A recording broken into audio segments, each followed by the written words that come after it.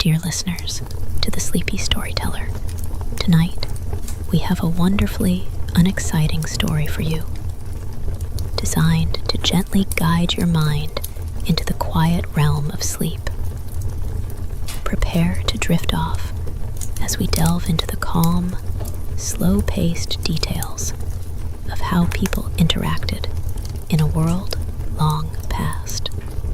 Tonight, we transport ourselves thousands of years back in time to an era where daily life, and particularly communication between people, was profoundly different from our own. We will focus on how young men and women in great civilizations, such as ancient Greece and ancient Rome, interacted with each other, and how their worlds intersected, or, more often, didn't intersect at all. In the ancient world, especially in cities like Athens, the female and male spheres were strictly separated. The life of a young Athenian woman was, for the most part, confined within the walls of her home, her oikos. From an early age, she was taught to spin wool, weave, manage the household, and prepare food. Her interactions were limited to conversations with her mother, grandmothers, sisters, and female slaves. Stepping outside was a rare event, requiring an escort, and was usually linked to necessities like fetching water from the public well or participating in religious processions. Even in such situations, direct communication with men, especially strangers, was strictly forbidden and considered improper. Young men, on the other hand, spent most of their day outside the home. They frequented gymnasiums, where they engaged in physical exercise and received their education, studying philosophy, rhetoric, and history. Their world was open. They walked through the agora, the marketplace, met friends in the palaestras, and participated in the political life of the polis. Their lives were filled with conversations, debates, and exchanges of opinions. But these conversations almost never included women their age. So, how did communication happen when it came to important matters, such as forming a family? In most cases, marriages were entirely a family affair, arranged through agreements between the fathers. Sometimes, the prospective bride and groom might not even see each other until the wedding day itself. Their acquaintance would only begin after they were married, and even then, their interaction, especially in public, remained quite formal. The primary purpose of marriage was to continue the lineage and transfer inheritance, not romantic connection or emotional intimacy in our modern understanding. Nevertheless, there were rare moments when the worlds of young people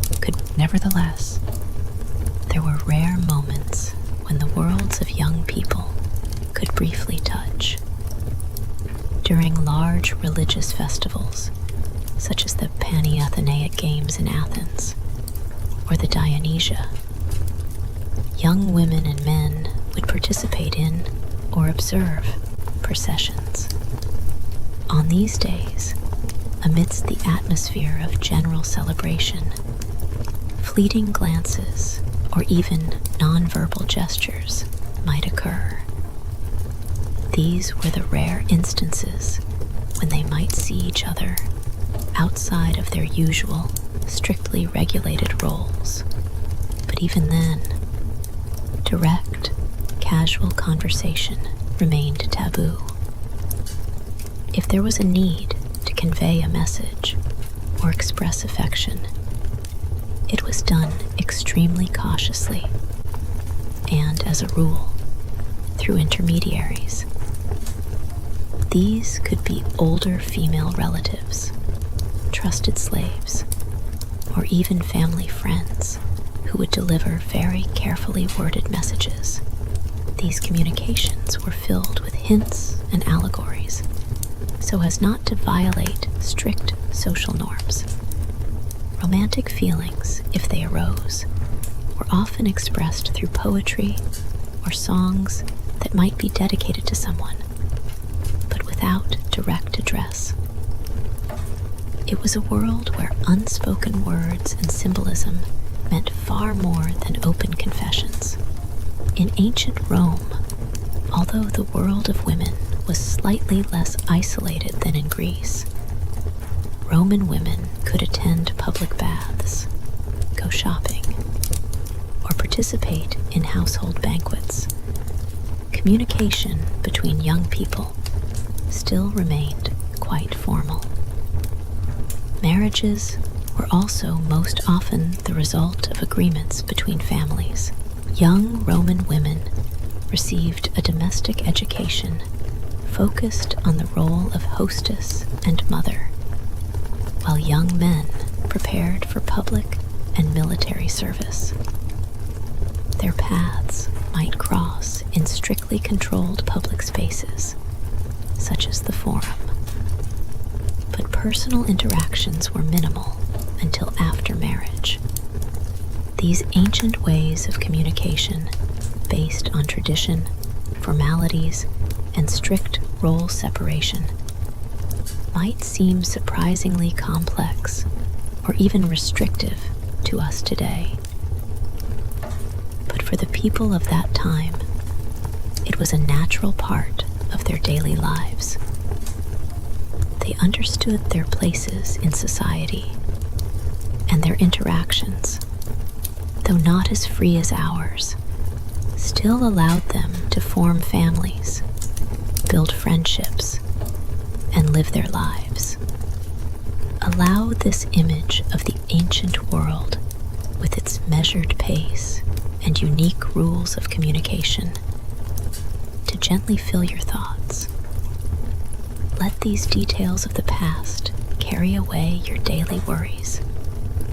Allow your mind to slow down. And when you are ready, simply let yourself drift into a deep, peaceful sleep.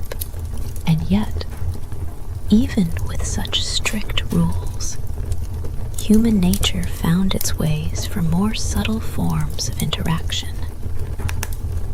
For the world did not consist solely of official agreements. There were moments when something more than mere formality could manifest. Consider, for example, the role of family celebrations and gatherings. Though under supervision, within the atmosphere of familial interaction, young people who were, say, cousins or children of close family friends might find themselves in the same room. Here, amidst the conversations of adults, barely perceptible glances, fleeting smiles, understood only by the two of them, might occur. These moments were rare and brief, but they could leave a lasting impression. Girls might exchange small embroidered items or modest gifts with each other, which perhaps were intended for someone's brother or cousin, serving as a very delicate hint. In public places, such as markets or fountains, where women appeared out of necessity, a kind of silent dialogue could also take place. A young man passing by might linger his gaze, perhaps inadvertently drop a phrase meant not for everyone, but for one single pair of ears. This was communication across space, through nuances, through observation. Rumors and gossip also played their part. Information about young people, their character, skills, beauty, or origin, spread by word of mouth, creating a kind of informal profile even before they ever officially met. Poetry and art also served as hidden channels of communication. Poets often wrote about love, longing, and beauty, and these verses, though not direct messages, could be read and perceived as expressions of deep feelings. Musical performances or dances at festivals could also be a form of expression, where, through movement and rhythm, something that could not be said in words was conveyed. These art forms allowed emotions and sympathies to manifest without violating strict social frameworks.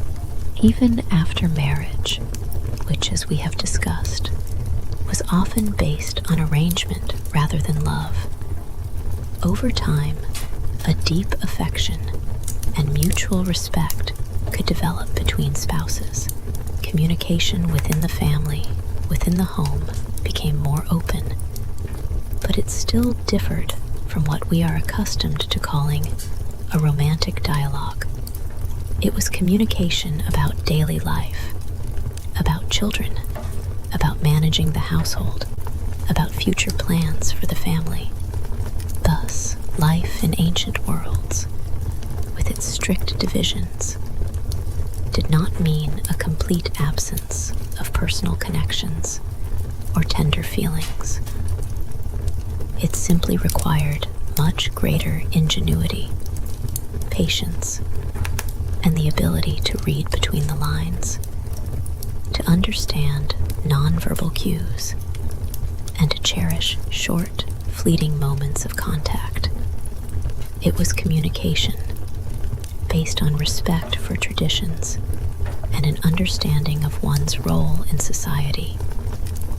It was slow, deliberate, and unhurried, which perhaps contributed to a deeper understanding of every word and every gesture. Allow this new layer of details from the past to deepen your immersion. Let these quiet, ancient customs continue to lull your mind. Imagine the wheel of time slowly turning, carrying you further and further away from daily worries. And when you feel the heaviness of sleep descending upon you, simply allow yourself to drift into a deep, restorative sleep. In this world, where direct verbal communication between genders was so limited, other forms of communication, which we might find difficult to fully grasp, played an enormous role. Consider the importance of appearance, demeanor, and even silence. Women conveyed information about their status, virtue, and position through their clothing, hairstyle, and their very way of carrying themselves. Their every public appearance was a kind of message, a statement about adherence to tradition, about belonging to a specific family, about their modesty and piety. Young men, observing from afar, learned to read these non-verbal cues, building in their minds images of those with whom they might one day be destined to share their lives. Even the architecture of homes reflected and supported these communication norms. In Greek houses, there were separate quarters for women, the gynaikonitis, typically located in the innermost part of the house, away from the guest rooms where men received friends and conducted business. These spaces were not just physical separation, but also a symbol of social division. Communication often occurred through barriers, through family members, through slightly ajar doors, through servants. This created an atmosphere of constant, indirect connection, where every word uttered in one part of the house could be interpreted in another. Sometimes, even the absence of communication itself was a powerful message. For instance, a refusal to meet, avoiding a gaze, or a pointed silence could be more eloquent than any words. This created a complex system of social signals that demanded attentiveness, perceptiveness, and a deep knowledge of unwritten rules. In this unhurried rhythm of life, where there was no need for instant replies or constant contact, people had more time for reflection, for observation, for pondering every subtle nuance in others' behavior. The value of reputation, honor, and dignity was incredibly high. And these qualities were conveyed not only through lineage, but also through the careful adherence to social norms, which included rules of communication. Young people learned about each other, not from personal conversations, but from what was said about them within their circles, from their conduct at public events, from the achievements of their families. This formed a complex web of interconnections, where everyone was part of a larger narrative that slowly unfolded over time. Consider how such communication might have fostered the development of a special sensitivity to nonverbal cues, to an intuitive understanding. Perhaps in this world, where not everything was spoken aloud, different forms of empathy and connection evolved. It was a world where unhurriedness was valued, where every interaction, however seemingly insignificant, carried a profound meaning. Let these reflections on ancient ways of communication, on the unhurried flow of information, and the subtle nuances of human connections continue to gently lull your mind. Feel how this story, like an ancient river, slowly carries you to the calm waters of sleep. Your eyelids become heavy, your breath even and deep. Release all thoughts and allow yourself to sink into a deep, restorative sleep. Imagine a world where the air wasn't filled with the hum of machines or the constant chime of notifications. There, entirely different sounds dominated. The rustle of leaves in the wind, the distant cry of a bird, the quiet gurgle of water in a fountain, the muted voices of neighbors drifting through the walls. In such silence, every sound acquired special meaning, and every hint became clearer. This was a time when people lived in closer harmony with nature, and the rhythms of their lives were dictated by the sun's risings and settings, by the changing seasons. It was precisely this unhurried pace and absence of distractions that allowed those subtle forms of communication to develop. People didn't expect instant replies. They understood that contemplating and conveying a message could take time. This taught them patience, the ability to observe and to interpret. Perhaps it was in this very slowness that a unique depth of human connection lay. Every interaction, every smile, every glance that slipped through the veil of formalities was valued far more because it was rare and required effort. This was also a time when stories and knowledge were passed down by word of mouth, while sitting by the fire or in the shade of olive trees. Tales of ancestors, of gods, of heroes, of the rules of life, all of this formed the basis of their understanding of the world.